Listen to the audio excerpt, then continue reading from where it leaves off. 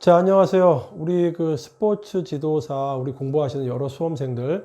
자, 지금부터 이제 스포츠 지도사는 어떤 과목이고, 과목별로 우리가 어떻게 학습을 해야 되는지에 대해서 말씀을 좀 드리겠습니다.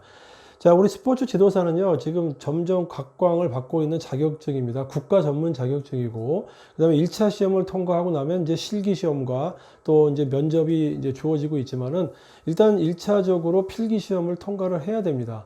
그렇게 어렵지가 않아요. 여러분도 어렵게 생각하지 마시고, 기출 문제를 분석을 정확하게 하고, 그 기출 문제를 우리가 하나씩 학습의 요소로 우리가 체득을 하게 되면, 문제 푸는데 전혀 지장이 없고 자격증 취득하는데 어렵지 않았습니다. 제가 이제 여러 가지 과목들을 기출문제 분석을 올렸습니다. 그 기출문제 분석을 하나씩 연도별로 이렇게 차근차근 학습하다 보면 명확해집니다. 그리고 스포츠 지도사의 그 과목들이라든가 문제들이 명확하게 이해를 하고 있으면 되는 것들이고, 특히 개념 학습이 중요합니다. 문제의 90% 이상이 개념 학습을 통해서 이루어지고 있고, 가장 많이 출제되는 문제들은 매년 출제가 되고 있습니다. 그렇기 때문에 여러분들은 문제를 바라보면서 새로운 문제를 찾는 게 아니라 기존에 나와 있던 기출 문제를 철저하고 명확하게 분석하는 게 가장 먼저 우선시 돼야 된다고 생각을 합니다. 지금부터 여러분들은 그 문제를 어떻게 푸는지, 그 다음에 각 과목별로 어떤 개요사항, 어떤 내용들이 있는지 이런 것들을 한번 살펴봄으로써 문제에 대한 감각, 즉 안목을 키워주는 그런 시간을 갖도록 하겠습니다. 스포츠 지도사 그 자격증은 국가 전문 자격증이고, 7개 과목 중에서 우리가 5개 과목을 선택을 하게 되죠. 2급 같은 경우는 2급을 이제 취득을 해야 그 다음 1급도 나갈 수 있고, 또 건강에 관련된 다른 자격증도 취득할 수 있는 겁니다. 스포츠 지도사 같은 경우는 이제 과목별로 이제 비중이 조금씩 달라요. 그 비중이 다르기 때문에 그 비중에 대해서 어떻게 학습하는 것이 좋은지에 대해서 스스로 전략을 짜는 겁니다. 그래서 이제 지금 퍼펙트 에듀에서 기출 문제를 대상으로 해서 여러분들에게 지원을 해 드리고 있습니다. 특히 이제 2급 지도사죠.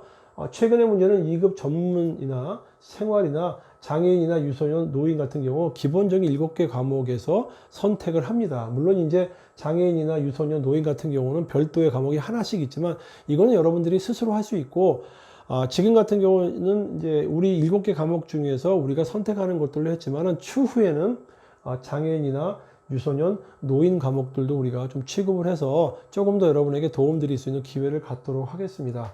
그리고 최근 2015년부터 2019년 문제를 하나씩 살펴보면 되는데요. 2015년 같은 경우는 물론 이제 형태가 두 가지 형태가 있지만, 한 가지 형태만 정확하게 별도로 공부를 하시면서 그 이후에는 이 전문과 생활이 공통으로 출제가 되고 있기 때문에 여기 있는 하나의 문제를 응용해서 계속적으로 이렇게 반복해서 나오고 있습니다. 그래서 5개년도 문제를 우리가 모두 분석을 좀 합니다. 그 분석을 하면서 그 과목별로 출제 기준에 따라서 이렇게 분류도 한번 해봤어요. 해보고 나서 그 다음에 항목별로 분포의 차이가 어떻게 있는지 이런 것들을 교재에 잘 담아놨기 때문에 필요하신 분들은 교재를 참고하시면 더 완벽해집니다.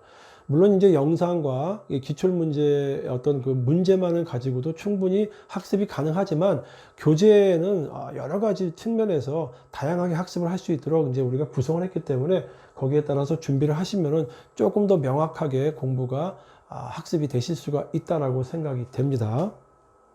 자, 그러면은 이제 과목별로 하나씩 이제 시행을 하도록 하겠습니다.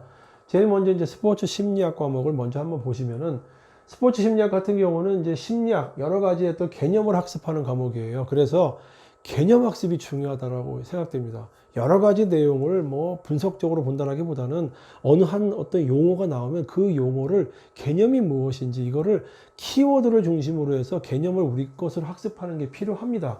그래서 난이도가 높지 않기 때문에 충분히 우리가 학습을 할 수 있기 때문에 이거는 선택을 하는 게 좋습니다. 왜냐하면 스포츠 지도사 같은 경우에는 가르치는 직업이기 때문에 이 어떤 심리학적인 측면이 많이 나오기 때문에 그렇습니다. 그래서 개념을 묻는 문제가 주로 출제가 돼서 계속적으로 스포츠 심리학 이론이라든가 용어를 정확하게 어떤 암기, 물론 이제 암기라는 거는 이제 이후에 이제 이해를 해야겠죠.